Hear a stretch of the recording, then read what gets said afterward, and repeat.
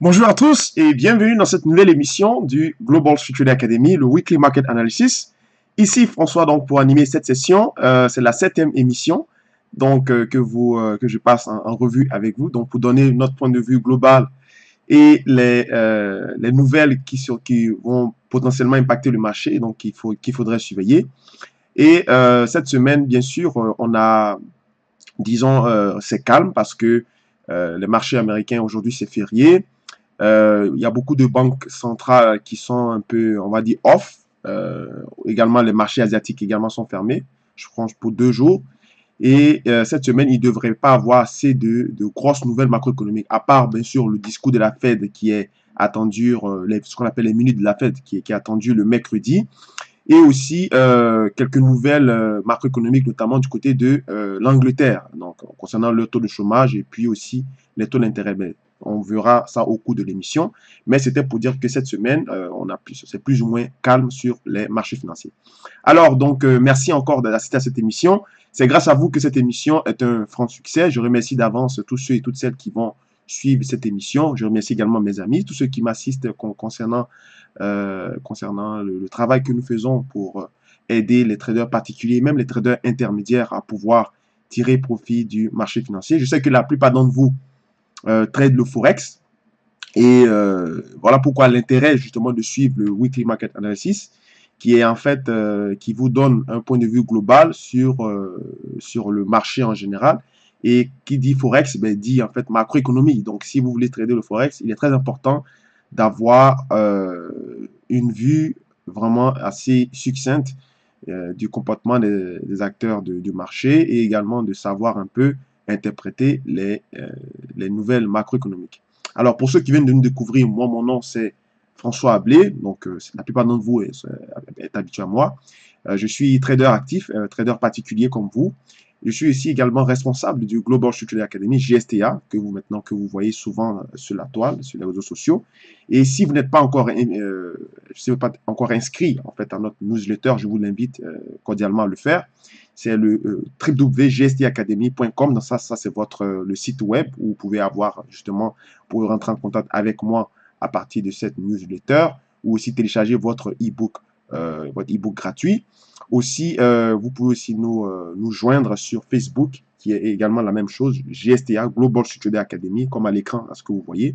Et également, on a une chaîne YouTube où on distille le même contenu, hein, les mêmes vidéos du même type. Voilà. Donc ça, c'est pour ceux qui viennent de nous découvrir ou bien ceux qui sont habitués déjà à moi ou au GSTA, je vous remercie.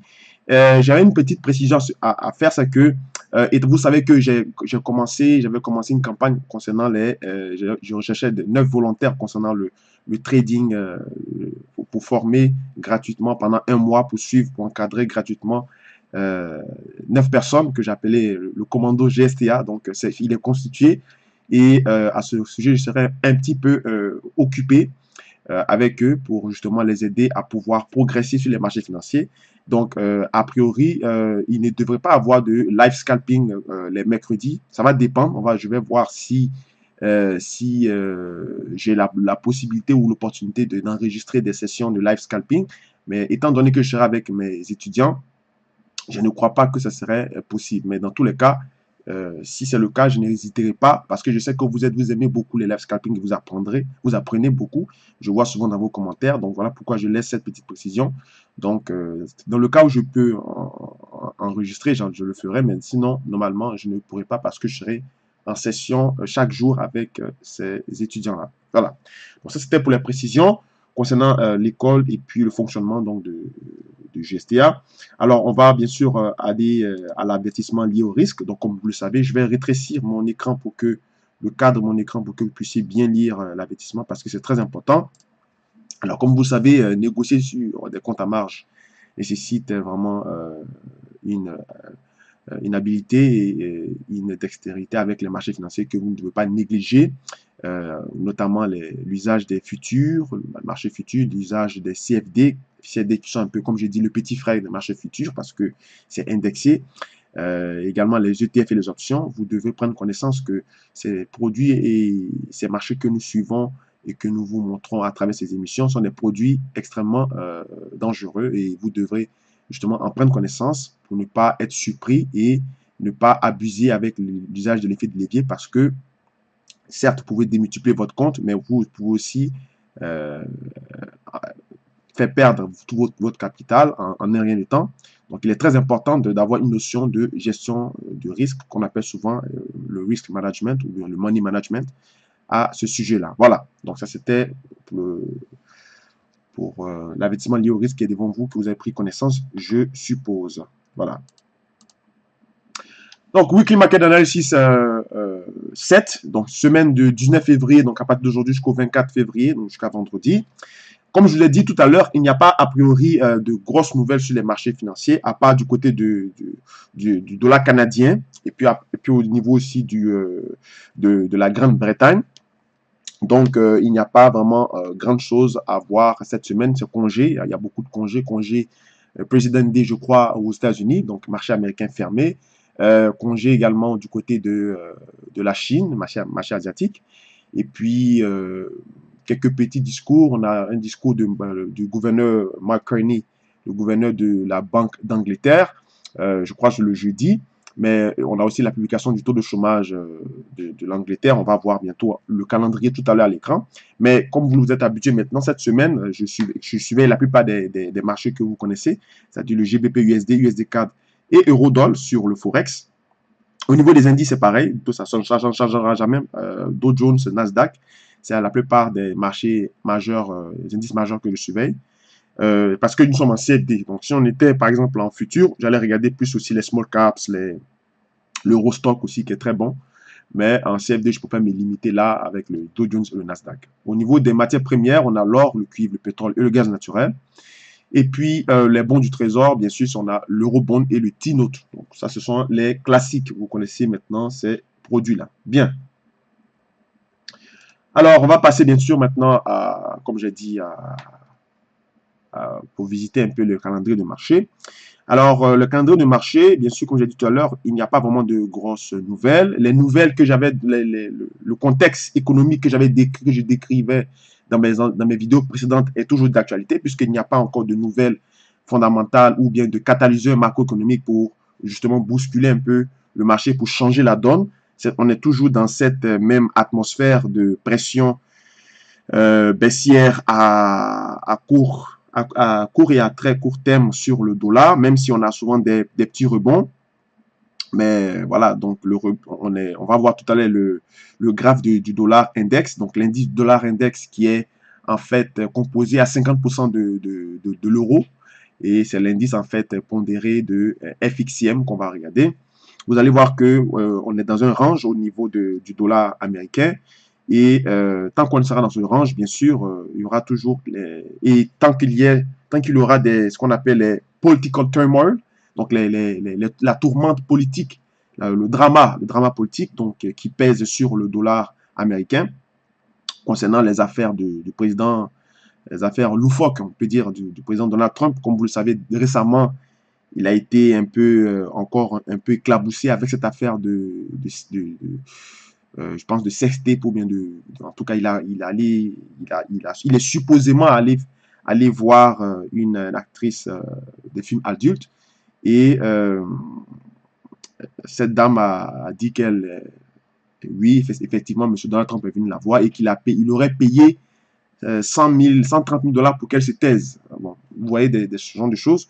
Donc ça vient encore éclabousser encore l'image du président Donald Trump qui n'est pas très réjouissant déjà et appuyer encore d'autres faits, en plus déjà des faits qui pèsent encore sur lui. Donc voilà, donc ce sont ce genre de faits là qui en fait un peu salissent en fait l'image de l'équipe dirigée par le président Donald Trump. Et surtout même que dans son camp, il y a des gens qui ne sont pas d'accord avec lui. Et quand il commence à sentir que vous n'êtes pas d'accord avec lui, il cherche à vous limoger. Vous souvenez, il y a eu un moment, pendant au moins une semaine, ou presque 2 semaines, Donald Trump avait déjà presque limogé presque au moins 4 à 7 personnes de son équipe. Donc c'est quelqu'un qui est vraiment un peu difficile. Un peu difficile et ça agit bien sûr sur son gouvernement et par ricochet sur la politique américaine. Donc, ce sont ce qu'on appelle le turmoil, donc les tourmentes ou le drama, politique drama des États-Unis. Donc, c'est ça qui peut, à très court terme, c'est pas des faits, bien sûr, c'est pas des faits extrêmement pertinents pour bousculer un marché économique, un marché financier, mais étant donné que ça concerne le président, donc comme il est en exercice, donc souvent, ça peut dépeindre sur la perception des Américains concernant l'image de leur président, concernant l'image de celui qui les gouverne. Voilà. Donc, à part ça, il n'y a pas vraiment grand chose, toujours la même mise des pressions baissières. J'avais fait une vidéo concernant l'interprétation du chiffre du rythme de l'inflation, le CPI, Consumer Price Index, et également du chiffre qui était sorti également avec ça, le CPI Core. On avait eu, bien sûr, le jeudi, j'avais revoyé la vidéo précédente, où j'avais interprété que la sortie du chiffre, des chiffres concernant les ventes au détail et le Consumer Price Index se contrebalançait, se contredisait. Donc, en bourse, quand on parle de quand on a des effets neutres où on dit statu quo, où on dit en général pas de nouvelles, bonnes nouvelles. Mais dans le cas donc du dollar américain, s'il n'y a pas de nouvelles, en fait, ça veut dire que le dollar est toujours sous pression baissière parce que on a un chiffre qui sort qui est positif et en même temps on a un chiffre qui sort qui est négatif. Donc oui, ça fait rebondir le dollar à très court terme, on va le voir au graphe encore une fois de plus. Mais quand on regarde sur le long terme, on voit que on est toujours sous la pression baissière, techniquement parlant. Hein. Et puis maintenant, après ça, on a bien sûr les faits fondamentaux qui viennent appuyer ce que nous avons dit jusque-là concernant l'interprétation de chiffres macroéconomiques. Donc, au niveau du tableau, le tableau économique ou le tableau macroéconomique des nouvelles de la semaine, ce qu'on peut retenir, comme je dis, il y a seulement des bonnes nouvelles, disons pas des bonnes nouvelles, mais c'est qu'on doit, les pays sur lesquels on doit se concentrer cette semaine, c'est le Canada, l'Allemagne et puis la Grande-Bretagne, donc l'Angleterre. Donc au niveau de l'Allemagne, nous avons ce qu'on appelle l'indice ZEW, l'indice de confiance ZEW, donc qui est un peu comme le Chicago PMI, de les États-Unis, donc l'indice de confiance du consommateur qui a été composé par l'Université de Michigan. Du côté de l'Allemagne, on appelle ça le ZEW. Donc le ZEW, c'est donc l'indice de business, de consommation des ménages allemands, comment ils perçoivent leur économie. Donc il va apparaître bien sûr le mardi, donc demain, a priori à 5 heures du matin. Donc je crois qu'en France, ce sera à peu près 11 heures, ou bien en Europe, on va dire tout court, 11 heures midi, vous aurez ce chiffre-là. Ici en Amérique du Nord, on aura pour 5 heures du matin. Ensuite, on a également, dans la foulée, l'indice de confiance du consommateur de la zone euro. Mais comme vous le savez que l'Allemagne est le poumon économique de la zone euro, donc cet indice en fait est plus pondéré sur l'économie européenne, d'accord, au moins à 30 à 40%. Et si on a un indice ZEW ici qui sort également positif, on aura forcément à peu près aussi un indice de consommateur de la zone euro qui est le Schnell-Schätzung. Donc, c'est le Schnell-Schätzung, je crois. Verbrauchen Index. Donc, ça, c'est l'indice, en fait, de confiance de consommateur de la zone euro pondéré à partir de l'économie allemande. D'accord? Si ces deux chiffres-là sont corrélés, donc si l'indice de confiance du consommateur au niveau de l'Allemagne, c'est-à-dire au niveau même des ménages allemands, sort en progression, vous allez avoir également cet indice de confiance du consommateur de la zone euro, le Schnell-Schätzung, qui va aussi être aussi positif. Mais là, vous voyez que apparemment, il est attendu un recul. Donc, vous voyez que ici aussi, on aura forcément aussi un recul, d'accord? Parce qu'ils sont pondérés. Le ZEW et le Schnell-Schätzung est pondéré à 70%, je crois, 75%, si je me rappelle. Donc, ces deux indices-là sont corrélés. L'un vaut l'autre, en fait. Après, vous avez au niveau on a le PMI index au niveau du Japon, voilà. Donc le Japon, juste pour la petite parenthèse, le Japon actuellement, bon, ce fut un moment pendant 10 jours, mais une semaine, même 2 semaines, on peut dire que le Japon la monnaie yen a été une monnaie recherchée, d'accord. Et vous savez que le yen fait partie des safe assets ou des safe currency. Donc, les actifs, on va dire, actifs refuge, valeur refuge, et ainsi que le Swiss franc, donc le franc suisse, d'accord? Donc, ces deux actifs ont progressé. Et au niveau du yen, qu'est-ce qui a fait que l'indice yen a progressé? En fait, vous rappelez que j'avais parlé en fait ce qu'on appelle le QQE, donc le quantitative qualitative easing, qui a été pratiqué, c'est-à-dire l'ultra injection de la quantité, de la masse monétaire au niveau de l'économie japonaise. Parce que vous savez que les Japonais ont souffert de la déflation pendant plus de 2 décennies, d'accord? Et ils ne sont pas encore sortis, bon, on a dit qu'ils sont sortis du cycle déflationniste qui a été dirigé par le gouvernement M. Shinzo Abe, le premier ministre Shinzo Abe, donc dont on a surnommé le Abenomics. Et jusque-là, tous les observateurs et les analystes économiques ont dit normalement le Japon est sorti de cette spirale, de cet enfer-là. Donc, il devrait régulariser sa politique monétaire. Mais le gouvernement de M. Abe et également le patron de la Banque centrale, Haruko Kuroda, ne voit pas de cet œil-là. Donc, ils ne sont pas prêts à rentrer dans le même cycle de resserrement monétaire général qui est observé par toutes les banques centrales, notamment les trois banques centrales qui pratiquent ce type de politique monétaire, disons, non conventionnelle, notamment les États-Unis, notamment le Japon, en l'occurrence, et puis également la Banque centrale. La Banque centrale européenne a commencé à resserrer sa quantité monétaire. Au niveau des États-Unis, il y a plutôt un statu quo, mais au niveau du Japon, ils ne sont pas prêts à aller dans ce sens-là, parce que Mario Draghi estimait que si on ne suit pas tous ensemble ce mouvement de resserrement monétaire général, on peut avoir une surchauffe, d'accord? Et le président de la Banque centrale, Haruko Kuroda, a dit « Moi, je ne vois pas pourquoi j'interviendrai dans mon économie. Tout semble être normal parce que nous dépendons, notre économie est pondérée à 20% c'est-à-dire que les exportations japonaises sont pondérées à 20% dans le PIB japonais. Donc, si nous pratiquons cette politique dont vous nous suggérez, puisque nous exportons beaucoup, nous allons perdre dans notre balance commerciale. Et notre balance commerciale est très importante.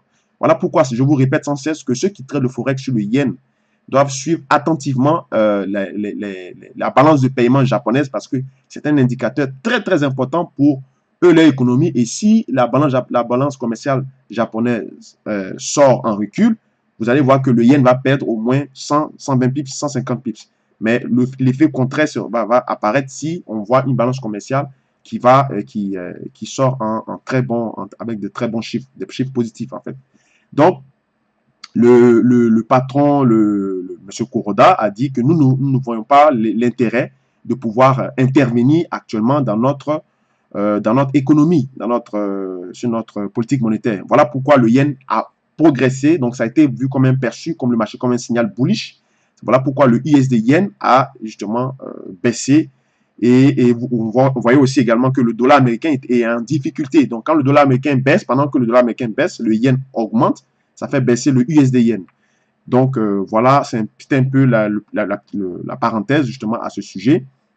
Et j'avais aussi publié également une image là, un graphe concernant l'évolution totale des QE, c'est-à-dire les trois banques qui pratiquent cette politique monétaire non conventionnelle, notamment la zone euro, les États-Unis et également le Japon. Donc, j'avais publié ça pour vous montrer à quel point que le rythme auquel les Américains progressent et également la zone euro progresse, ce n'est pas le même rythme que les Japonais progressent. Parce qu'eux se disent que si nous on continue, bien sûr, si on suit ces banques, ces différentes banques de ces zones, de ces espaces monétaires, ces espaces économiques, qui n'ont pas subi comme nous la déflation, nous n'allons pas justement, faire une bonne politique monétaire. Bref, c'était une petite parenthèse pour justement vous situer un peu du contexte économique global qui est actuellement, qui est sur la table. Donc, au niveau, mercredi, on aura au niveau de la France Le PMI, bon, ceux qui traitent le CAC vont s'y intéresser. Le PMI composite, donc le PMI composite de manufacturier de la zone euro qui a attendu pratiquement statu quo parce que le précédent était à 59,6 et la prévision actuelle sera de 59,3. Donc ce n'est pas une progression assez impactante. On a aussi, comme j'ai dit, le taux de chômage en Angleterre, donc le taux de chômage qui est attendu au statu quo, donc ça devrait donc soutenir en fait la progression de la monnaie britannique. Je vous avais dit auparavant que selon ces économistes qui ont été prix Nobel, ils estimaient que quand on est dans une situation de 5% de taux de chômage, ils estimaient qu'on était au plein emploi. Au niveau de l'Angleterre, ils sont à 4,3. Donc, à ce sujet, rien à dire. On a aussi, je crois plus tard, on a les ventes de détail au niveau du Canada. C'est là que j'ai découvert une anomalie en fait. Comme vous le savez, dans chaque émission, je présente deux graphes. Pardon, pas deux graphes, mais je présente deux tableaux macroéconomiques des news. Je présente celui de CMC Market et celui des FXCM. Mais c'est pour vous dire en fait que faites attention avec les brokers au niveau de leurs chiffres économiques qu'ils présentent. Parce que moi, ça m'arrive assez souvent, je n'ai pas envie d'en parler pour faire des polémiques, mais aujourd'hui, il fallait que je vous en parle parce que c'était un peu trop flagrant. Regardez un peu ici, au niveau j'attire votre attention sur le jeudi 22 février. Il y a ici les ventes au détail au niveau du Canada. Selon CMC Market, les chiffres précédents étaient de 0,2%, et puis la prévision est de 0,3%. Voilà. Quand on va aller sur le calendrier de marché économique concernant DailyFX, le même jeudi, les ventes de détail mensuelles qu'on a vues avec CMC Market qui était de 0. Attends, on va revoir. Donc, vous voyez ici, c'était de 0. Précédent 0,2, attendu à 0,3. Donc, une hausse, n'est-ce pas, de 0,1%. Mais ici, le même jeudi, avec le même chiffre, on voit ici que le précédent était de 0,2, comme on a vu, mais il est attendu ici à moins 0,1%. Vous comprenez? Donc, ça veut dire que sur la plateforme, c'est attendu à la hausse. Donc, les traders de Forex, ils vont commencer à spéculer à la hausse sur la monnaie, le dollar CAD. Et puis, ceux qui vont utiliser, bien sûr, le dollar canadien, ceux qui vont utiliser, bien sûr, le tableau DailyFX en Europe, ils vont commencer également à entrevoir des scénarios baissiers sur le CAD puisqu'il est attendu en recul de moins 0,1. Donc, vous voyez que la confusion que ça crée. C'est pour ça que je vous dis, chaque fois, regardez dans les deux tableaux parce que ne soyez pas surpris. Parce que souvent, et ça arrive souvent, hein, il y a des chiffres qui sortent positifs dans un autre tableau, il y a des chiffres qui sortent aussi négatifs dans un autre tableau, ou des fois, les chiffres même qui sont publiés sur la plupart des plateformes ne correspondent pas aux chiffres qui sont publiés sur souvent ces deux plateformes-là. Donc, faites attention si vous utilisez ce tableau parce que le plus souvent, ou bien ça peut même avec d'autres brokers aussi, avec d'autres brokers qui proposent le tableau, regardez au moins 2 ou 3 tableaux pour vraiment voir si les chiffres qui sont proposés sont les chiffres qui correspondent de façon générale, un peu comme un consensus.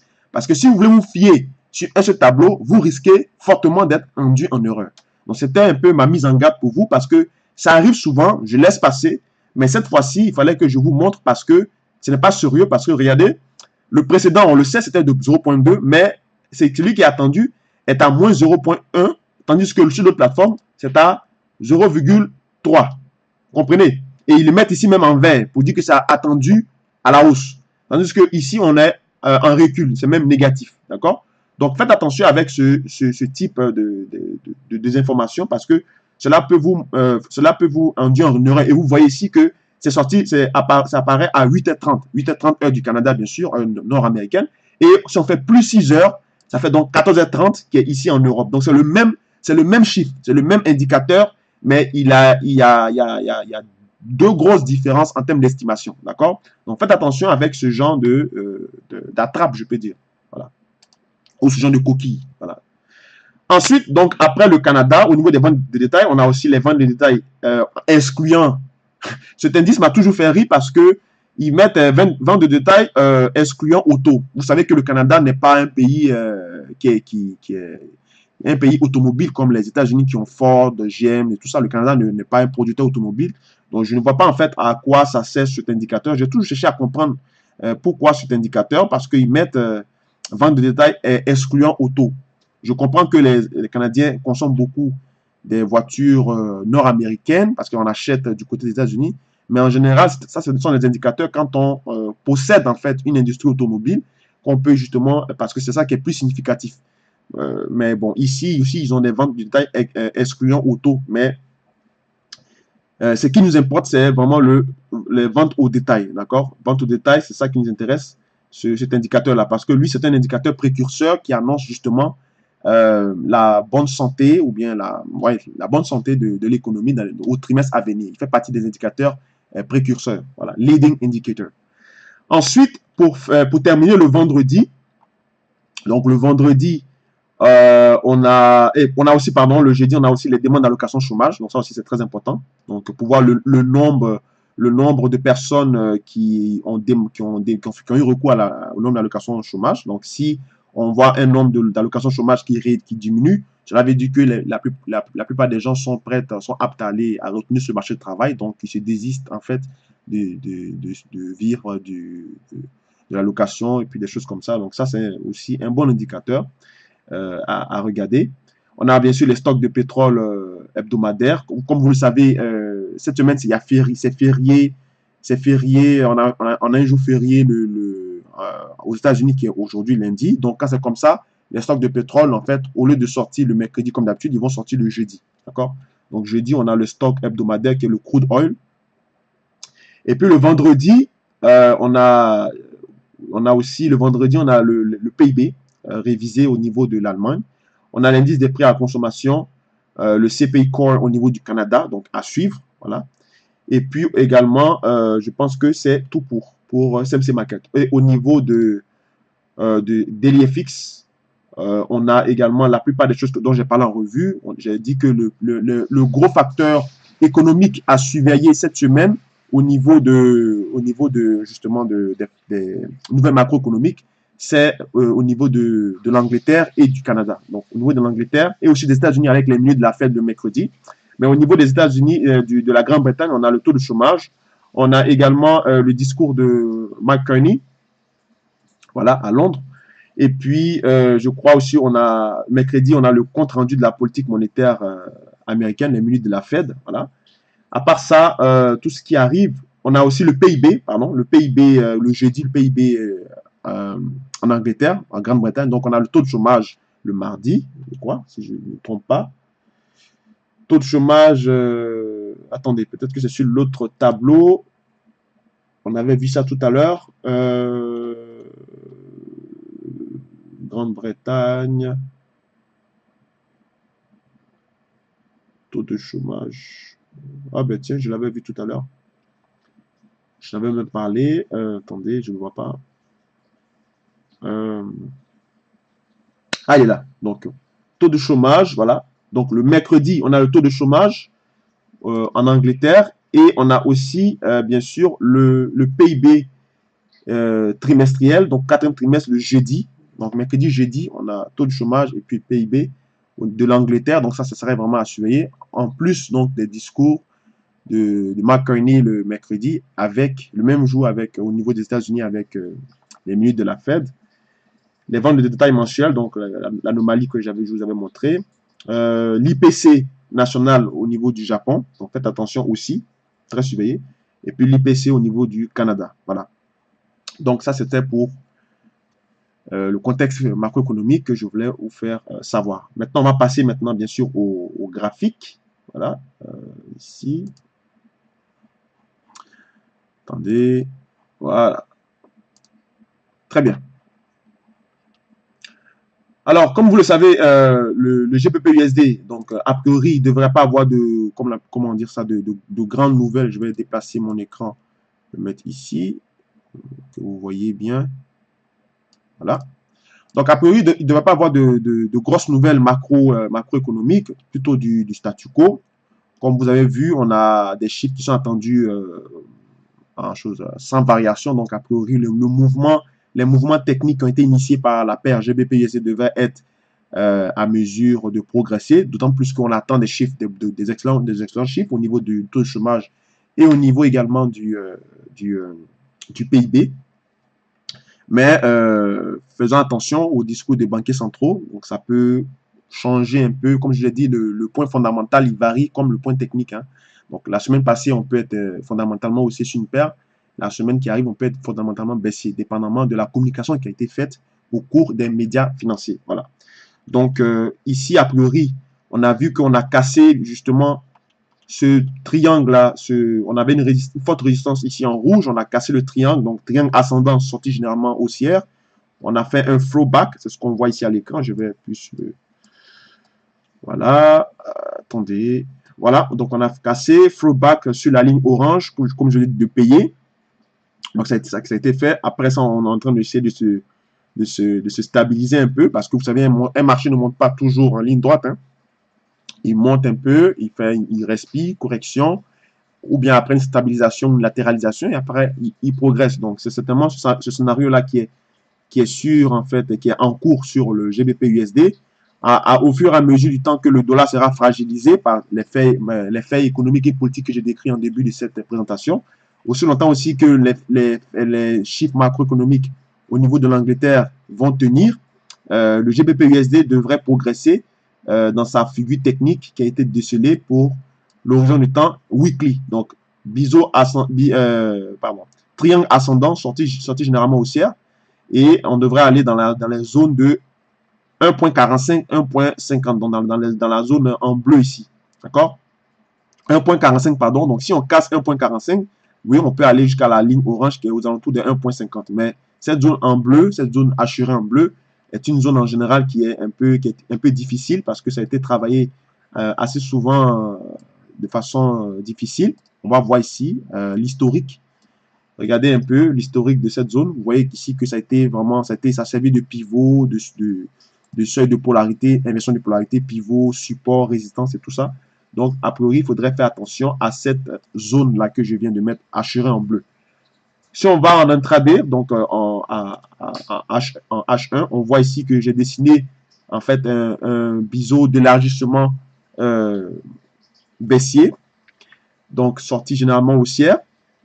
Mais aussi longtemps qu'on sera en dessous de cette ligne grise-là, qui est la ligne, en fait, qui est la clôture hebdomadaire du GBP USD, étant donné qu'on a eu souvent, on a souvent des petits rebonds techniques du dollar américain.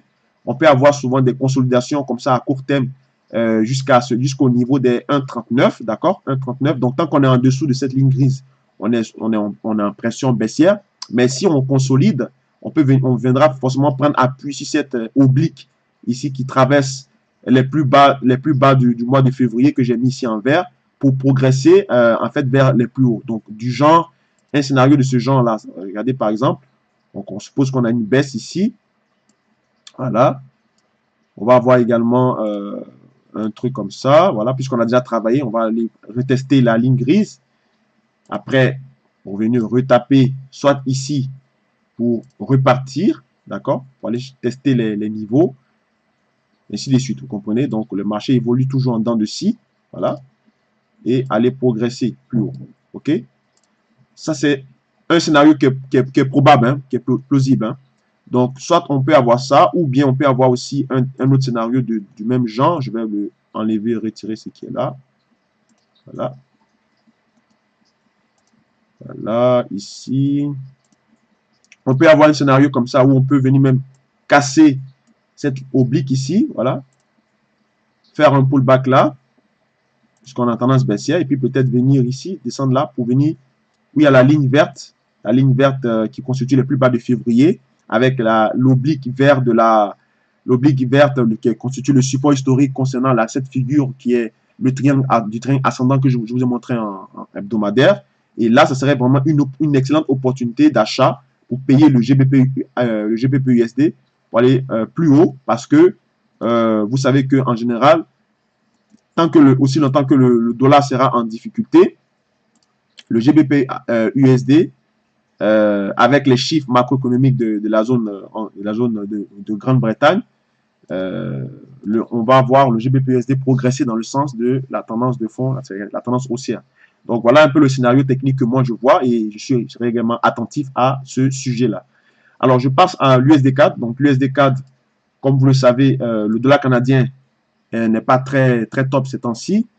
Le dollar américain également n'est pas très top. Donc voilà pourquoi je vous disais souvent les semaines précédentes de ne pas trader le USD-CAD parce qu'on n'a pas vraiment de tendance claire. Okay? C'est deux paires faibles. Donc,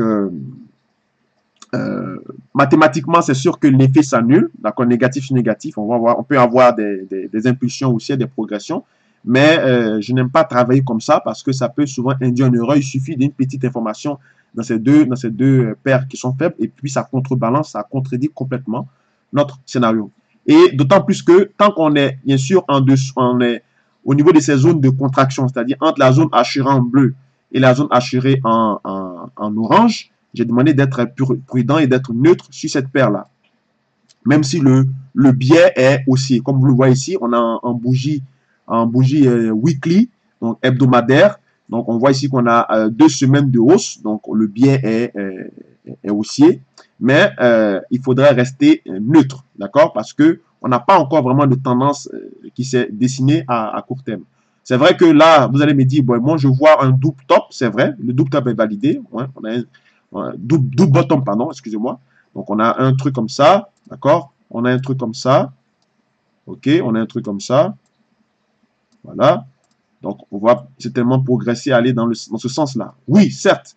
Mais vous n'oubliez pas, je vous dis toujours que lorsque vous tradez le Forex, la macro doit être pour vous, ça doit vous guider en fait. D'accord?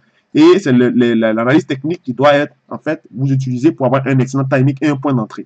Donc, c'est où est-ce à partir de d'où est-ce qu'on peut vraiment rentrer en position sur le USD-CAD à l'achat. Si vous avez manqué, bien sûr, ce point ici à payer, donc c'était ici le point à payer en dessous de la clôture mensuelle, d'accord? Vous pouvez rentrer ici, par exemple, en clôture, si je mets en clôture des prix, donc ça serait au-dessus ici.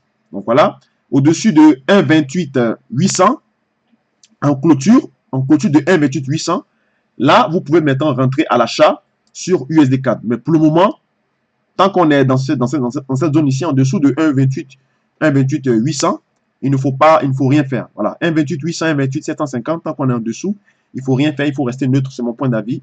C'est mon point de vue, pardon, c'est mon avis. Donc, je ne veux pas imposer mon avis en quelque sorte. Vous faites ce que vous voulez, vous êtes libre. Mais moi, je ne travaillerai pas sur USD-CAD tant aussi longtemps qu'on sera en dessous de 1,2750 et de 1,28 800, ou alors entre les deux, donc entre 1,2750 et 1,28 800, si on est entre les deux, je ne ferai rien. Je ne travaillerai uniquement que si on passe au-dessus de 1,28 800, si on continue au-dessus pour aller chercher les plus hauts et suivre ce mouvement de double bottom que je viens de vous dessiner à l'écran là. Si on repart bien sûr sur une heure, vous allez voir que c'est difficile à travailler comme ça. Peut-être en scalping, en intraday, on peut tenter quelque chose, oui, mais c'est difficile. C'est un marché qui est extrêmement difficile et il dépend du pétrole, il dépend également de la politique monétaire américaine, il dépend des relations commerciales au niveau du NAFTA avec les États-Unis et le Mexique et les États-Unis, donc cet accord-là des trois. Donc, c'est un peu, on n'a pas vraiment de catalyseur correct ou de mouvements qui peuvent en fait changer en fait la tendance de fond et c'est difficile de travailler dans un bon mouvement de fond au niveau de USD-CAD. Donc, moi, je dis, restez neutre, restez attentiste au niveau de cette paire et attendez vraiment qu'on ait vraiment de bonnes opportunités là-dessus. Voilà. Au niveau de l'euro-dollar, oulala, on vient de casser cette oblique. Donc ça, en fait, ça veut dire que le dollar américain a rebondi sur un support que j'avais tracé hier soir. Comme vous le savez, je trace mes graphes techniques au niveau technique, je les trace dimanche soir. Et j'avais perçu justement le dollar américain est en train de rebondir sur un support, un peu comme dans un range. Donc on va le voir tout à l'heure, parce que le dollar américain, c'est quasiment l'inverse de l'euro-dollar. Mais au niveau du dollar, de l'euro-dollar, on est toujours dans cette dynamique haussière hein, depuis 2017, depuis 2016-2017. On a fait des hauts de plus en plus hauts. Là, on arrive extrêmement sur des niveaux assez importants. Comme vous avez vu la fois passée, je vous disais dans les émissions précédentes, la distance entre la clôture mensuelle et le support oblique ici en rouge était tellement mince que il était difficile de travailler en intraday, donc il fallait rester neutre sur cette paire, d'autant plus que il ne fallait pas établir tout de suite des stratégies haussières sur le dollar américain parce qu'il pouvait à tout moment rebondir.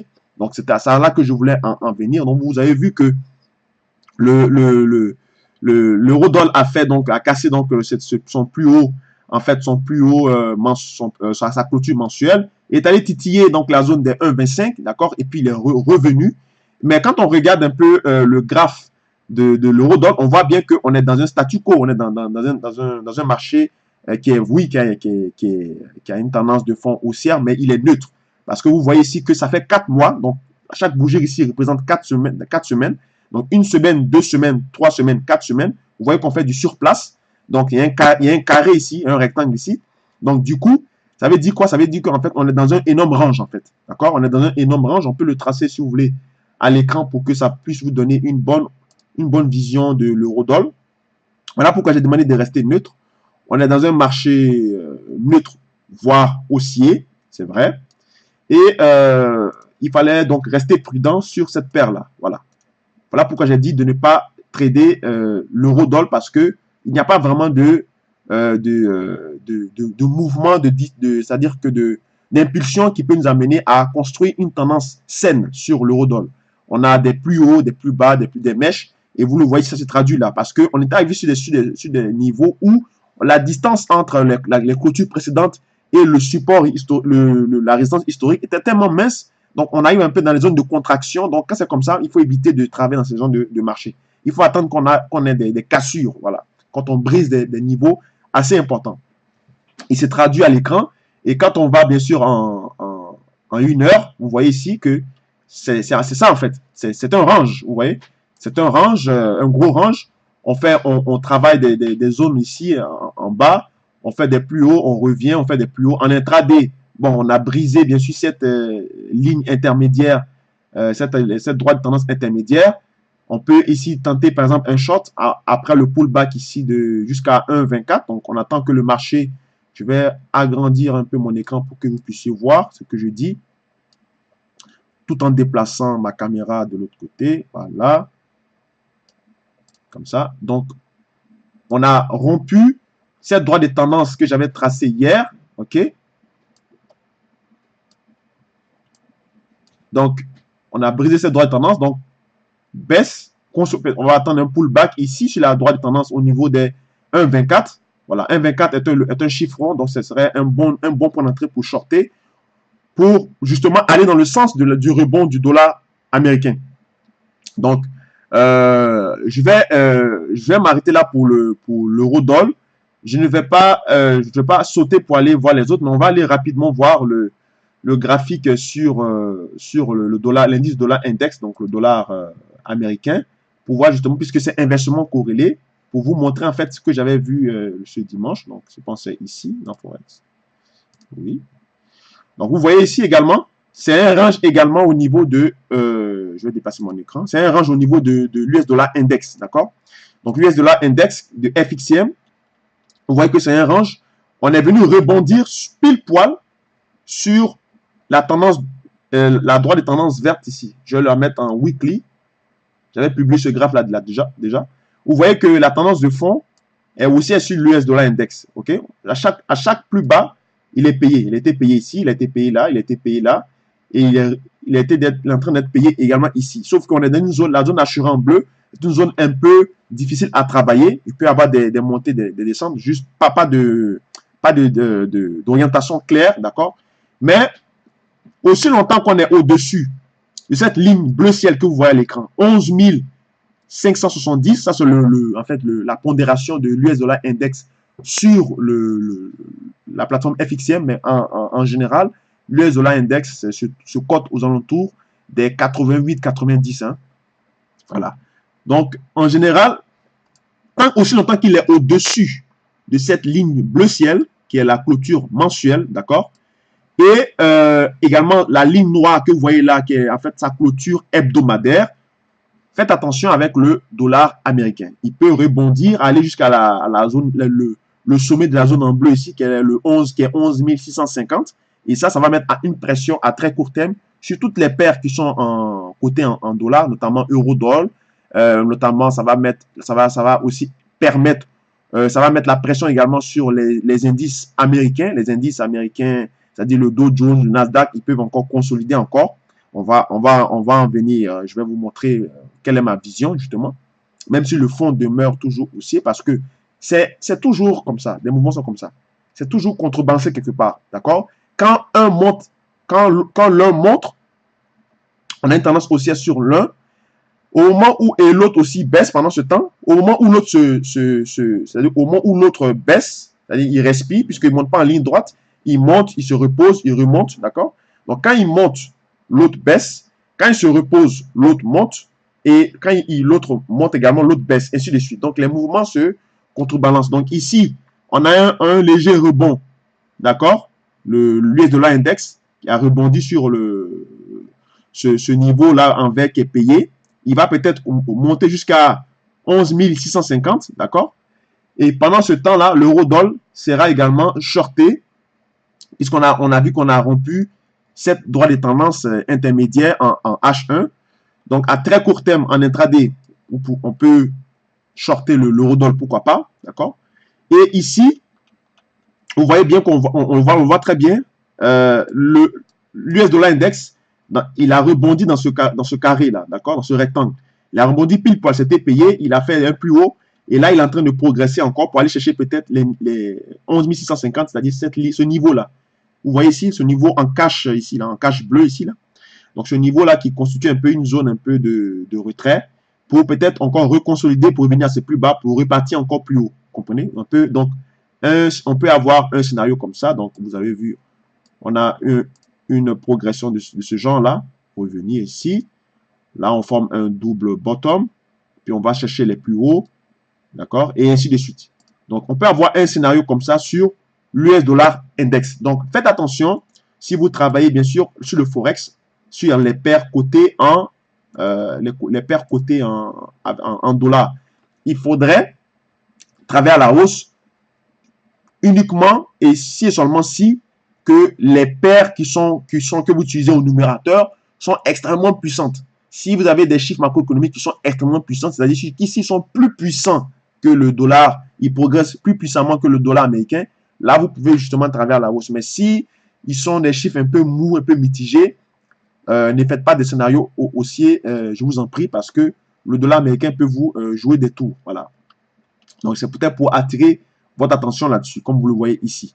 On va retourner donc pour poursuivre la progression initiale au niveau des paires sur le Forex et également voir les matières premières. Donc, vous avez vu que ici, on a l'euro-dollar, on a cassé donc cette ligne-là pendant que le dollar progresse. L'euro-dollar, il est en train de consolider, voilà, il est en train de baisser. Et on peut rentrer short, bien sûr, après un pullback sur la zone de 1,24 pour aller chercher les plus bas ici, qui sont les plus bas à payer, qui sont les 1,22, pardon, 1,22 500, voilà. Au niveau de l'or, c'est pareil, hein. Vous savez que mécaniquement, quand l'or baisse, quand l'or baisse, ça veut dire que le dollar progresse et vice-versa, quand le dollar progresse, l'or est sous pression. Donc, quand on va voir au niveau de la tendance de fond de long terme, on voit bien que on est dans une figure qu'on appelle, et encore là, un triangle ascendant, donc la sortie est généralement haussière, d'accord? Mais ce qui fait bouger l'or, c'est bien sûr les relations, le contexte géopolitique qui est actuellement, bon, on va dire qu'il n'y a pas de nouvelles, donc a priori, pas de nouvelles, bonnes nouvelles. Donc l'or progresse tranquillement, aussi longtemps que le dollar est fragilisé, parce que le dollar a été fragilisé durant ces dernières semaines, ce qui a permis à l'or de progresser. Donc vous avez vu qu'ici qu'on a enchaîné à peu près 5 séances de hausse au niveau hebdomadaire. Petite consolidation à court terme, là, grosse impulsion, grosse bougie bleue. Et là, on se retrouve en fait à des niveaux où on est pratiquement sur des clôtures mensuelles, d'accord? La clôture mensuelle, bien sûr, de l'or, c'est, attendez, hein, je vais voir à l'écran, c'est combien? C'est 1347. Voilà, 1347, bon, disons 1350 pour arrondir. Donc, tant aussi longtemps qu'on sera en dessous de 1350, si on est en dessous de 1350, avec le rebond à très court terme du dollar, on peut avoir une consolidation de l'or, bien sûr, sur des niveaux ici de cette oblique que j'ai tracé là. On va le voir plus mieux en séance d'intraday. Voilà. Donc, vous voyez ici que le point bas à payer pour l'or, c'est bien sûr la zone de 1300, 1305, d'accord? Mais on a un rebond à très court terme du dollar américain. Donc, supposons que, par exemple, le dollar américain se poursuit. On peut casser cette droite de tendance ici, là, cette petite droite de tendance on va dire, horaire, d'accord? On peut la rompre. Et on va avoir un mouvement de baisse, donc de 1340 ou 1345 jusqu'à 1325 à peu près. Donc, ce genre de mouvement, voilà. Donc ça constitue en fait le rebond à très court terme du dollar qui s'est amorcé, qu'on a vu dans le range. Donc on peut avoir une pression baissière de l'or jusqu'à de 1345 à 1325. Donc il y a 20 dollars à aller chercher en intraday, c'est pas mal. En swing aussi ça se fait. Après peut-être un rebond un rebond, c'est-à-dire un échec du dollar américain sur le haut de son range et il peut consolider donc sur le niveau que j'avais tracé pour vous. Et là, on peut avoir un rebond aussitôt de l'or pour aller chercher les plus hauts de 1350 qui constitue en fait sa clôture mensuelle. 1350, c'est la clôture mensuelle, d'accord? Donc, ayez l'habitude de travailler avec le graphe du dollar, parce que le graphe du dollar actuellement est très, très, très important, parce que lui, quand il bouge, ça va changer tous vos scénarios que sur les paires sur lesquelles que vous voulez suivre. Surtout pour ceux qui travaillent, bien sûr, sur toutes les paires qui sont influencées par le dollar. Mais ceux qui travaillent, par exemple, sur les cross pairs, c'est-à-dire les paires croisées en Forex, bon, ils n'ont pas besoin de regarder attentivement le dollar puisqu'il n'y a pas de relation, à moins qu'il y en ait un facteur macroéconomique qui vient tout bouleverser. Mais ceux qui travaillent mécaniquement avec, par exemple, euro-dollar, AUD-USD, qui travaillent avec, par exemple, l'or, qui travaillent sur le pétrole, c'est important d'avoir le graphe même ceux qui travaillent avec les indices comme moi, quand je travaille avec les indices, j'ai mon graphe du dollar à côté pour voir justement les fluctuations du dollar qui me permettent en fait d'établir des scénarios plus ou moins pour ne pas être dans le mauvais sens, d'accord? C'est ça que je voulais en venir. Parce que comme je vous ai expliqué, quand l'un consolide, l'autre progresse. Quand l'autre consolide, l'autre est en impulsion. Donc ça se balance au fur et à mesure. Voilà. Au niveau du pétrole, donc le pétrole, le UK Oil, donc ça c'est l'indice du pétrole, le pétrole mondial, d'accord, le Brent. Au niveau du Brent, comme vous le savez, on est aussi également là dans une configuration haussière de long terme, donc triangle ascendant sorti généralement haussière. On a fait un throwback avorté, c'est-à-dire qu'on est, au lieu de faire le throwback jusqu'à ce niveau ici, la ligne rouge, on a réintégré ce graphe. Et techniquement, ça veut dire quoi? Ça veut dire qu'en fait, si on avait échoué en dessous de la ligne, ici, de la ligne verte que j'ai tracée ici, que vous voyez là, si on avait échoué en dessous, ça veut dire que ça allait annuler complètement le scénario de ce scénario de triangle ascendant sur le pétrole. Mais ça n'a pas été fait. Il a tenu. Donc, il est encore d'actualité. Ce scénario est encore d'actualité. Et on peut réavoir une poursuite haussière, justement, avec bien sûr, parce que toutes les paires toutes les matières premières, en fait, qui sont cotées en dollars, quand le dollar est fragilisé, mais ces matières premières progressent, que ce soit le soya, le cacao, que ce soit le pétrole, hein, l'or, l'argent, donc toutes les paires qui sont les matières premières, que ce soit minérales ou agricoles, qui sont cotées à l'inverse du dollar, quand le dollar est fragilisé, en fait, ces matières premières-là progressent. Donc, aussi longtemps qu'on ait des difficultés sur le dollar, l'or peut progresser et également au niveau de la géopolitique, au niveau voilà, des nouvelles macroéconomiques, vous le savez qu'actuellement, il existe toujours un moratoire ou un statu quo sur la production du quota de l'offre, hein, le quota de l'offre de la production mondiale de pétrole. Donc, ça devait être négocié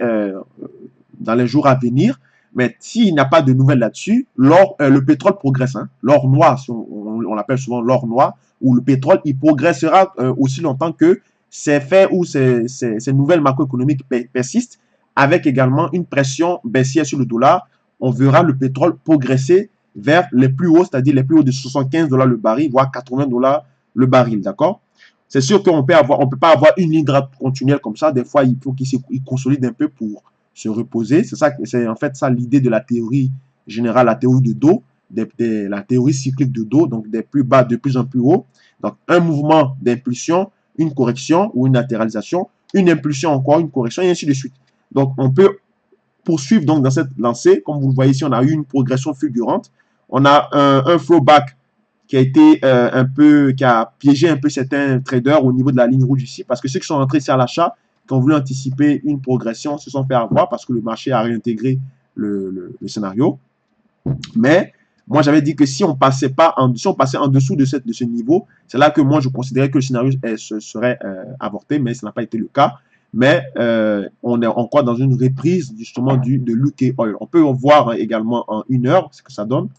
Ici, si on le voit, on voit ici que on a descendu, on a payé donc les plus bas ici, le plus bas de janvier et de février. Donc, si on passait en dessous, là, oui, on pourrait le shorter, mais il a tenu. Donc, ici, a priori, il n'y a presque rien à faire parce que ça, c'est pas, il n'y a rien à voir. Je ne vois rien au niveau technique. C'est des va-et-vient. Peut-être un range, ouais, un carré. On peut dessiner un carré là, d'accord? Mais le meilleur niveau à atteindre, c'est qu'on casse non seulement la ligne rouge ici et qu'on casse la ligne ici, la droite des tendances ici que j'ai dessinée de long terme. Attendez, je vais bien la cerner parce que si elle n'est pas cernée, ça peut porter à confusion. Voilà.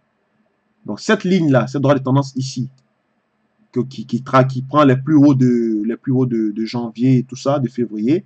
Donc si on casse, par exemple, si on sort de 65,50, donc on clôture au-dessus de 65,50 le baril, on peut payer le Brent, aussi longtemps que le dollar est fragilisé, on peut le payer jusqu'à aller chercher le niveau de la moyenne mobile qui est à 66 $ le baril. Donc ça fait à peu près 50 sous, d'accord? 50 sous, non pardon, 1 $, parce que ici c'est 65,50 $ jusqu'à 66 $ 60, 66 $ 50. Donc ça fait 1 $ de progression. 1 $ de progression, c'est pas mal pour un trading en suivi des tendances ou bien en intraday, dépendamment, ou bien même en swing, d'accord? Donc c'est à surveiller. Alors même constat sur le cuivre, parce que le cuivre aussi est coté en dollars américains, et quand le dollar justement est malade, les matières premières progressent, notamment le cuivre, avec aussi les chiffres au niveau de la Chine, mais aussi quand le dollar est rebondi, ça met une pression également baissière sur les matières premières, à l'image bien sûr de ce qu'on a vu sur l'or, à l'image du pétrole, et également à l'image du cuivre. Hein. Donc vous le voyez ici en H1, on a cassé justement cette droite des tendances, on est en train de se chercher. Il y a plus une prémisse baissière qui est en place, à compte tenu du rebond à très court terme du dollar américain. On peut le voir en données historiques ici. On est toujours dans un mouvement, on va dire mouvement haussier, hein, aussi longtemps qu'il vient prendre appui ici sur la ligne verte, on peut payer le cuivre, mais s'il reste au-dessus de cette clôture mensuelle en bleu ici, moi je serais prudent, je ne veux pas trop travailler, à part peut-être si on sort par exemple de ce niveau rouge ici, on peut chercher à aller prendre tout ce niveau-là en trading, en intraday ou bien en swing, dépendamment de l'horizon de temps dans laquelle vous travaillez. C'est pareil également pour le gaz naturel. Donc le gaz naturel, bien entendu, on est en train de sortir, de la période de l'hiver. Il commence à faire on commence à avoir un peu des sensations de printemps. Donc vous savez qu'en hiver, fondamentalement, le gaz naturel est, voilà, fondamentalement, il est haussier parce que on augmente en général la production du gaz naturel pour faire chauffer les maisons. Donc, c'est un fait climatique, d'accord? Mais ce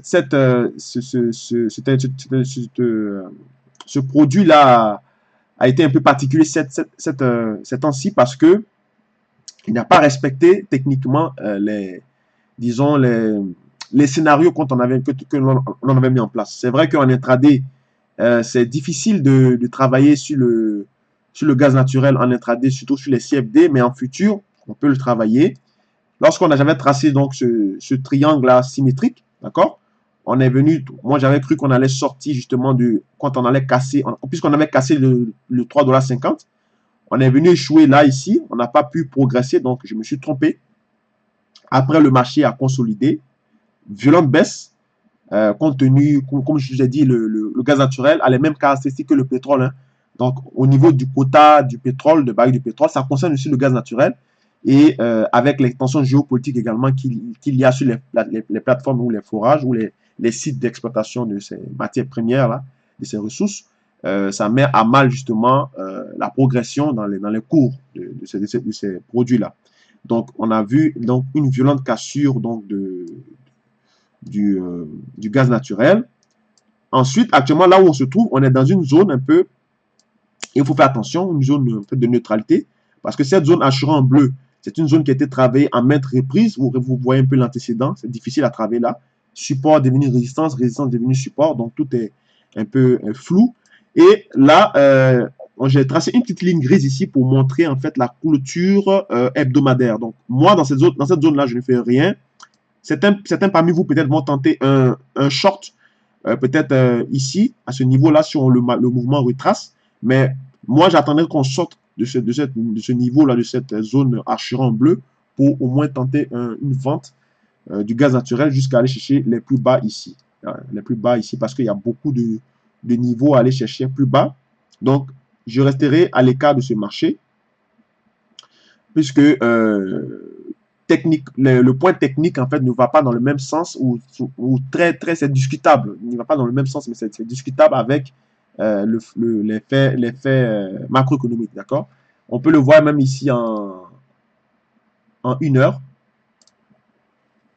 On avait la violente baisse ici. Le marché a semblé rebondir, mais tant qu'on est au-dessus de cette ligne, vous voyez ici, la zone ici en vert, c'est à payer. Au-dessus, si aussi on la zone en vert, on peut la payer, mais tant qu'on est entre ces zones ici, moi je trouve qu'il n'y a rien à faire, d'accord? Surtout en CFD, ne travaillez pas, je ne vous recommande pas de travailler là-dessus, sur le gaz naturel. Peut-être que si vous êtes en marché futur, oui, ça peut se faire. On peut aller chercher, mettons 3 à 5 ticks par jour, mais en CFD, c'est difficile de travailler sur le gaz naturel quand on a ce genre de configuration, d'accord? Donc, on a fini avec, bien sûr, le FXCM. On va passer maintenant à la plateforme CMC Market pour voir, en fait, le DO, donc l'indice du dollar, l'indice des 30 valeurs industrielles, le Dow Jones. Je vais mettre ici mon graphe, voilà.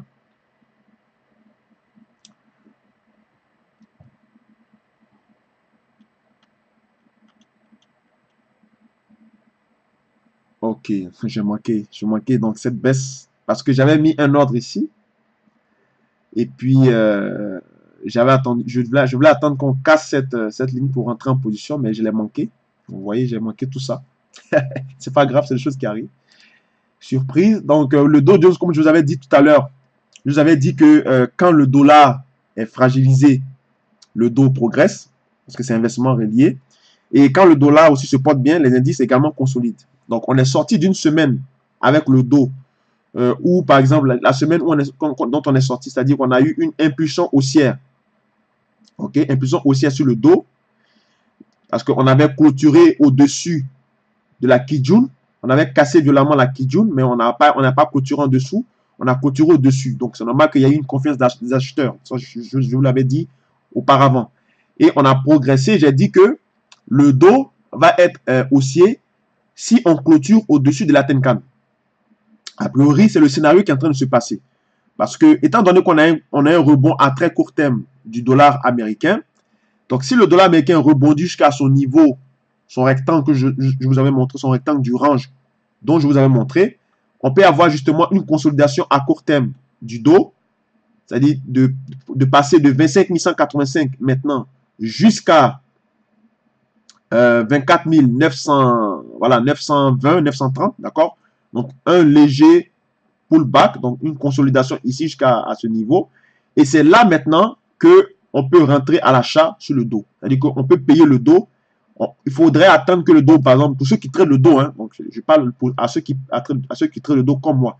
Donc actuellement, il consolide, donc il peut baisser jusqu'à ici, jusqu'à la Tenkan. Le point d'entrée technique, ce sera ici. Donc, on peut payer le dos là. On paye le dos ici à 24 920. On met son stop ici. D'accord? Son stop à 24 684 pour aller chercher tout ça ici. D'accord? Parce que là, on a un boulevard avec lequel on peut travailler sur le dos. Et on le voit ici. Moi, je voulais justement rentrer justement sur le dos à la cassure donc de cette ligne ici. Mais pendant que je préparais donc l'émission, j'ai manqué cette opportunité. C'est les choses qui arrivent. Hein. Donc, c'est pas grave. Alors, je vais laisser faire qu'il baisse. Peut-être que mon prochain point d'entrée, ça va être peut-être en dessous ici. Après 25 550, je vais peut-être rentrer à la baisse. Donc, voilà un peu. Donc, ce que je vois sur le dos. Donc, actuellement, le dos est dans une prémisse baissière, étant donné le rebond à très court terme du dollar américain. Et quand le dollar américain va rebondir, ben, le dos va baisser justement. Mon souhait, c'est mon scénario que je dis. Hein, le dos viendra, je crois que le dos, parce que je le dis que le dos va venir, c'est un peu prétentieux. Mais je crois à ce scénario-là, que le dos descende sur la Tenkan qui est aux alentours des 24 920.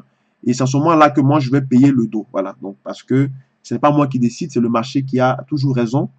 Donc, quand on fait de l'analyse, c'est important de tenir compte du fait que le marché, tous les scénarios sont plausibles et le marché peut faire ce qu'il veut. Pour le moment, on va dans mon scénario, tant mieux. Mais ça me fait un petit peu mal parce que j'ai manqué cette opportunité, parce que j'avais vu hier, j'avais tracé cette ligne grise hier ici, et j'attendais justement qu'on brise cette ligne, et ça n'a pas été, je n'ai pas été là. Pas grave, c'est pas grave. Donc, je vais attendre le prochain point d'entrée. Voilà. Donc, voilà ce que j'avais à dire sur le Dow Jones. Au niveau du Nasdaq, c'est le même constat. Hein, le même constat, vous voyez, donc la même ligne grise ici que j'ai tracée hier. On a une consolidation une consolidation du Nasdaq. Je vais le mettre en semaine. Donc, vous voyez ici que donc, cette ligne grise ici, c'est le plus haut hebdomadaire. Donc, on est susceptible de passer en dessous de cette ligne hebdomadaire pour aller justement, pour descendre. Et le premier niveau technique sur lequel on peut aller chercher, on peut aller prendre appui, ça serait peut-être ici, d'accord? À ce niveau-là, à 6660, d'accord? Donc, de 6780 à 6660, il y a quand même 120 points à aller chercher sur le Nasdaq. Très intéressant. Donc, mais si on reste au-dessus de cette ligne grise, on peut avoir une progression, bien sûr, sur le Nasdaq jusqu'au plus haut mensuel, qui est de 6920. On le voit ici en intraday, en 5 minutes. Vous voyez ici que, voilà, on est vraiment dans un pattern baissier. On a rompu la moyenne mobile ici de 365 périodes de 5 minutes. Donc, a priori, on a ce qu'on appelle ici un vacuum zone. Donc, quand on a un vide ici, on appelle ça un vacuum zone. Donc, c'est une zone, en fait, si on brise, si on a une rupture, un breakout de cette ligne grise, on peut avoir vraiment une baisse assez significative du Nasdaq. Voilà. Au niveau de l'eurobond, voilà, l'eurobond, comme vous le savez, je vais bien sûr remettre. Donc, l'eurobond, on est vraiment dans un canal ascendant, le canal ascendant. Tant qu'on n'est pas sorti du canal ascendant, on est toujours techniquement haussier. On a même ici une ligne verte ici, comme un genre de biseau intermédiaire ici. Donc, on peut venir prendre appui sur le biseau pour repartir plus haut. Mais fondamentalement, on sait que la Banque centrale donc de Mario Draghi est vraiment à cheval sur le rétrécissement de la taille de son bilan. Donc ça, en fait, c'est une pression baissière sur le Bund, d'accord? Il y a aussi l'effet du spread des taux de rendement, les taux de 10 ans, des taux allemands que je vous avais donc expliqué les vidéos précédentes. Donc tous ces facteurs-là, justement, peuvent amener en fait l'eurobond à baisser significativement jusqu'à ici. Donc là, on peut le payer. Si ce niveau ici a tenu, c'est-à-dire le niveau des 155 points ont tenu, on peut le payer pour aller chercher les plus hauts. Mais si on brise, donc on invalide ce biseau descendant, on va courir tout droit vers la zone des 150 voire 149. qui serait aussi un excellent point d'entrée pour payer. Mais en intraday, si vous êtes en intraday sur futur, il est préférable de travailler à la baisse parce qu'on est en dessous, on est en dessous du plus, on est en dessous du plus haut, on est en dessous de la clôture hebdomadaire, d'accord? Donc en futur, on peut travailler à la baisse, mais en CFD, il est préférable d'attendre vraiment la consolidation pour pouvoir le payer ici en swing, d'accord? Payer ici à 155 en swing pour aller chercher les plus hauts historiques, d'accord? Ou les plus hauts, on va dire, mensuels ou hebdomadaires, c'est-à-dire dans cette zone-là. Même si, fondamentalement, on est amené à baisser. Parce que quand la Banque centrale rétrécit la taille de son bilan, ça met une pression baissière sur la dette européenne. Également aussi au niveau de l'écart du spread, l'écart des taux de rendement de 10 ans allemands et de 10 ans américains, d'accord? Je vais mettre ici en H4 pour que vous voyez plus. Donc, vous voyez que là, on a un range ici. Donc, en futur, on peut travailler le bond à la baisse, d'accord? Mais en CFD, mieux vaut attendre vraiment des excellents points d'entrée pour pouvoir travailler sur ces produits-là. On peut aller au niveau également, pour finir, au niveau du T-Note. Voilà, c'est la même configuration, hein, comme vous le voyez ici en H4. Vous voyez ici, H4, on est également en dessous de cette ligne grise. Ce sont pratiquement les mêmes configurations. Voilà pourquoi j'ai fait le parallèle entre le 10 ans allemand et le 10 ans allemand et 10 ans américain. Parce que les deux Bund ont les mêmes configurations. Voilà. Donc vous voyez ici qu'on est également dans un canal ascendant. Le point d'inflexion, ou disons le point d'entrée intermédiaire du biseau ascendant ici, vous voyez ici ce biseau ascendant là, son point d'inflexion c'est ici aux alentours de 117 points. Ou bien on peut venir aussi prendre appui à l'intérieur de ce canal ascendant qui est ici, dont la base ici en vert. On peut venir prendre appui ici sur 120 pour repartir dans le sens de la tendance de fond. Même si on sait que fondamentalement, les États-Unis en fait ne sont pas prêts plus ou moins ne sont pas en fait amenés plus ou moins à arrêter brusquement leur quantitative easing. Ils commencent à réduire un peu parce qu'ils voient la surchauffe. Parce que vous savez que c'est un des faits pour lesquels que le président américain Donald Trump reproche à Mme Yellen, et il n'a pas justement aimé sa présidence. Pourtant, Yellen a fait un bon travail, mais le président américain justement en veut à Mme Yellen parce qu'au moment où Mme Yellen a pris fonction en 2012, elle était supposée justement rattraper le retard de la politique monétaire jusque-là ultra accommodante qui avait été initiée par son prédécesseur qui était M. Ben Bernanke. Et lorsque M. Barack Obama est arrivé au pouvoir, Mme Yellen a pris fonction, elle aurait dû augmenter les taux en 2012 pour justement permettre à ce que les cycles le cycle haussier justement sur les indices s'arrête pour qu'on puisse avoir un peu une respiration. Comme ça, quand le président Donald Trump allait arriver au pouvoir, justement, il pouvait continuer sans reproche sa politique monétaire ultra accommodante pour permettre à ses amis banquiers et à ses amis entrepreneurs de bénéficier de l'économie américaine. Chose que Mme Yellen n'a pas fait. Elle a continué toujours dans cette politique ultra accommodante déjà initiée par son prédécesseur Bernanke. Et les indices n'ont fait que progresser en ligne droite, monter. Et là, on arrive à la croisée des chemins. Nous sommes en 2017-2018. On ne peut plus baisser les taux. On ne peut plus baisser les taux encore plus bas qu'ils étaient, puisqu'on a déjà pas mal permis aux banques et au système financier d'avoir ce qu'on appelle hélicoptère money ou bien argent facile, d'accord? Donc voilà pourquoi le président Donald Trump est confronté à ce problème-là de rattrapage de la politique monétaire, de normalisation de la politique monétaire, et il n'arrive pas justement, il n'a pas de marge de manœuvre de pouvoir maintenir le dollar très bas, vous comprenez? Voilà pourquoi il n'a pas accepté, il n'a pas aimé justement cette présidence de Mme Yellen et il a remercié, d'accord? Donc, on marche vraiment sur des œufs aux États-Unis. La crise qui se prépare est bien loin d'être finie, d'accord? Et on peut dire qu'il y a un petit calme, mais il faudrait faire attention, il faudrait avoir ça en tête. Je ne suis pas en train de dire que le marché va s'effondrer dans les jours à venir. Attention.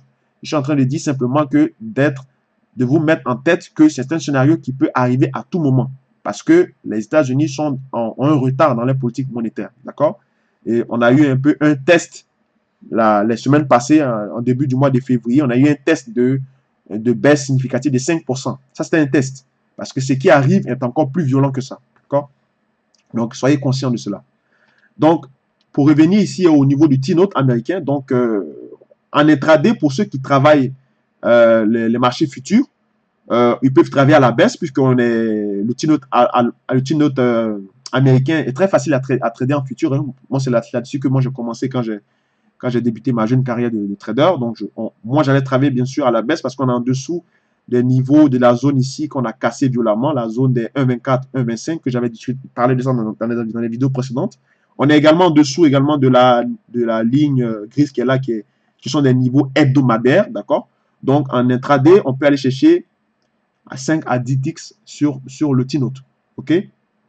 Mais en intraday, en CFD, il est difficile de travailler en CFD encore une fois de plus. Il faut attendre bien sûr qu'on ait vraiment des points d'inflexion, des bons points d'entrée de long terme. Par exemple, ici, par exemple, si on vient toucher la ligne des 120, on peut payer ici en CFD le T-Note, mettre son stop ici et puis laisser progresser pour aller plus haut et puis justement bénéficier des mouvements par exemple de 100 points de base ou de 200 points de base. Surtout qu'il y a la politique monétaire du 14 mars qui arrive bientôt et on va avoir, on a aussi les minutes de la Fed de cette semaine, donc on va avoir bien sûr une idée fondamentale pour être bien situé pour savoir quel est vraiment le mouvement à prendre sur la dette américaine et la dette également européenne. Voilà. À ce sujet-là, juste pour une parenthèse pour finir, on a vu récemment que le fonds dirigé par Ray Dalio, le fonds Bridgewater Associates, qui est dirigé par Ray Dalio, qui est le hedge fund le plus important, il avait mentionné une fois dans un, je l'avais tweeté, puis j'avais mis également sur mon Facebook pour ceux qui me suivent, qu'il il voit en fait une menace potentielle dans les 14 ou dans les 12 à 18 mois, c'est-à-dire entre un an et demi à venir. Lui, il voit en fait un cycle de récession arriver justement sur les États-Unis. Donc voilà pourquoi il a shorté. Il dit qu'il a shorté 14 milliards sur les indices majeurs européens, notamment l'Eurostock et puis les autres indices européens.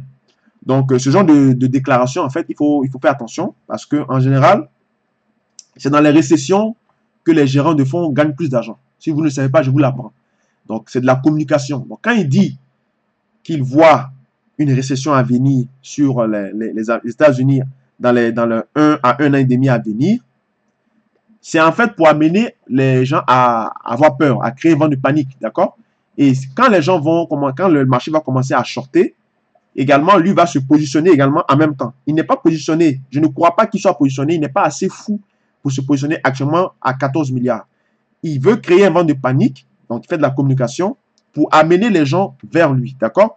Et lorsque le marché va chuter maintenant, lui, il sera également dans ce mouvement-là que vous allez voir, si jamais ça arrive, bien sûr. Et puis maintenant, après, il va aller payer maintenant les plus bas, comme ce que Warren Buffett a fait pendant la crise de 2009, où il a payé il a acheté toutes les actions bancaires, d'accord? Et c'est dans ces situations-là que les gérants de fonds s'enrichissent. Donc, quand on dit « je suis short sur les marchés européens », ça ne veut pas dire qu'il a shorté, bien sûr. Ça veut dire également que ce sont scénarios et qu'il attend que le marché, justement, lui donne raison pour pouvoir se positionner.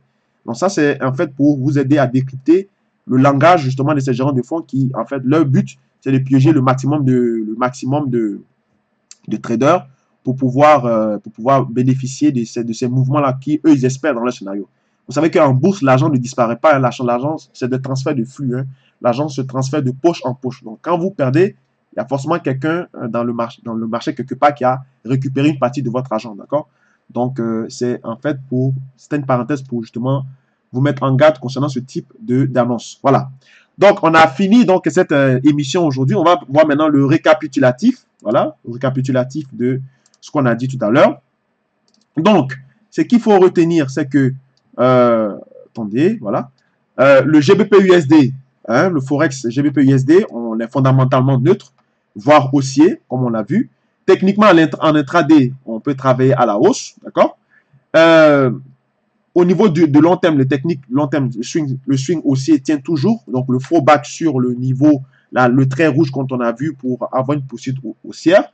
L'USD CAD, les fondamentalement neutres, d'accord, comme je vous ai dit, voire baissier, donc il y a des pressions baissières là-dessus, puisque le dollar canadien est fragilisé et également le dollar américain aussi n'est pas très top, d'accord. Même si on a un petit rebond du dollar canadien, étant donné que le dollar américain est fragilisé, on peut avoir une baisse qui va se poursuivre, pardon. Bon, techniquement, à court terme, à l'intraday, c'est baissier. À long terme également, on peut aller, moi je vais dire de assez neutre, hein, comme je viens de vous le présenter. L'euro-dollar fondamentalement neutre, voire haussier. Techniquement, à court terme, l'euro-dollar est haussier, même si on a vu qu'on a brisé, on a rompu cette ligne de tendance haussière qu'on a vu. Si le mouvement du dollar américain, il s'essouffle au-dessus du canal, bien sûr, là, on va avoir donc un intraday haussier sur le dollar, sur l'euro-dollar. Mais si le dollar américain continue sa poursuite haussière, d'accord, s'il continue sa poursuite haussière, oui, là, on va dire que le scénario de l'euro-dollar, justement, il va tenir. Mais actuellement, à l'heure où je vous parle, à très court terme, étant donné que le dollar progresse, l'euro-dollar est baissier, d'accord? Mais moi, j'envisagerais un scénario haussier parce que le dollar, il est sur des pressions baissières au niveau de la politique, au niveau macroéconomique, et la distance de son range avec la distance à laquelle je vous ai montré, où il y a le trait noir en weekly, n'est pas aussi élevée, l'impulsion n'est pas aussi grande pour permettre à ce que le dollar soit toujours, justement, toujours haussier, qui fasse un rebond à court terme. Voilà pourquoi j'opte pour un scénario technique à court terme, un intraday aussi. D'accord? À long terme également, on est neutre parce qu'on est dans la petite zone de contraction entre 1,24 et 1,25. Je vous ai dit de ne rien faire, même si on sait que la prémisse de fond est haussière. D'accord? Les indices majeurs, le Dow Jones, on est fondamentalement neutre, voire haussier. C'est mon scénario que j'entrevois. Techniquement aussi, à court terme, on est neutre, voire haussier. Même si on a cassé la ligne grise que je vous ai montré, on peut le shorter, mais n'oubliez pas que je vous ai dit qu'il peut baisser jusqu'à la Tenkan pour repartir vers la hausse. Voilà pourquoi j'ai mis ici fondamentalement haussier et techniquement neutre, voire haussier. N'empêche que ceux qui sont des traders en intraday sur le Dow Jones peuvent profiter justement des mouvements de baisse que le Dow propose. Ça prend souvent en général 50 points, 100 points, vous pouvez aller chercher. Mais moi, comme je suis un trader intraday, donc mes positions durent au moins 2, 3 heures, 4 heures, d'accord? Pas de 5 minutes. J'opte bien sûr pour des scénarios haussiers, d'accord? Mais ça n'empêche pas que je profite également aussi des scénarios baissiers. Parce que j'ai manqué tout à l'heure, je vous ai montré, j'ai manqué une opportunité tout à l'heure. Donc, c'était pour vous mettre, vous mettre un peu, on va dire, l'écran devant vous pour voir comment est-ce qu'on pouvait rentrer définitivement sur le Dow Jones. Les matières premières, donc fondamentalement neutres, voire haussiers, d'accord, sur l'or, aussi longtemps que le dollar est fragilisé, d'accord. Techniquement, à court terme, on est haussier. On a vu on évolue dans un triangle, dans un biseau de l'ajustement descendant. La sortie est généralement haussière, d'accord. Et au niveau du pétrole, c'est le même constat. Donc, tout ce qui est matière première, aussi longtemps que le dollar est fragilisé, les matières premières seront aussi haussières, d'accord. Et vice-versa, si le dollar est dans une bonne marche, les matières premières seront également baissières, d'accord. Au niveau de l'eurobond, c'est pareil. On est fondamentalement neutre, voire baissier, d'accord. Techniquement, on est neutre à court terme. Moi, j'ai dit d'attendre justement qu'on vienne toucher la ligne verte pour pouvoir payer. Le T-note aussi, c'est pareil. Donc, fondamentalement neutre, voire haussier, puisque la Fed n'est pas encore enclin totalement à continuer à retirer la taille de son bilan. Elle continue de façon progressive. Donc, l'impression du billet continue. Donc, fondamentalement, on est neutre, voire haussier. Techniquement, à court terme, il n'y a rien à faire en CFD, sauf à long terme également. Mais si vous travaillez en marché futur, oui, vous pouvez travailler dans une configuration baissière, puisqu'on est en dessous de la ligne grise là, que je vous ai tracée, la ligne en hebdomadaire. Voilà. Donc, ainsi s'achève donc cette émission. Voilà donc un peu ce que je partage, ce que j'avais à vous dire au niveau du Weekly Market Analysis. N'hésitez pas à laisser des commentaires en dessous de la vidéo, à partager, à liker. Ça m'aide beaucoup dans la rédaction de cette émission. Ça booste les audiences. Et puis, bien sûr, pour ceux également qui souhaitent également se former au trading, donc je vais communiquer là-dessus, puisque actuellement je suis en train de travailler avec les volontaires, donc concernant le commando pour justement la formation gratuite. Donc, ça commence aujourd'hui, donc à partir d'aujourd'hui jusqu'au 16 mars, je crois, jusqu'au vendredi 16 mars, donc un mois. Et je suis toujours attentif à l'évolution des informations financières. S'il y a de quoi, je vais vous communiquer là-dessus. N'hésitez pas, bien sûr, à me donner des retours, à partager, à liker, comme je l'ai dit, à vous abonner à notre chaîne, donc Facebook, YouTube, donc GSTA, Global Street Trader Academy, sur Facebook et sur YouTube. Et puis aussi à communiquer avec moi si vous avez d'amples informations concernant GSTA. Voilà. Alors, merci infiniment d'avoir suivi cette émission. Passez un très bon début de semaine. Donc, on est lundi. Et puis, à plus tard pour la suite des émissions. Allez, bye bye.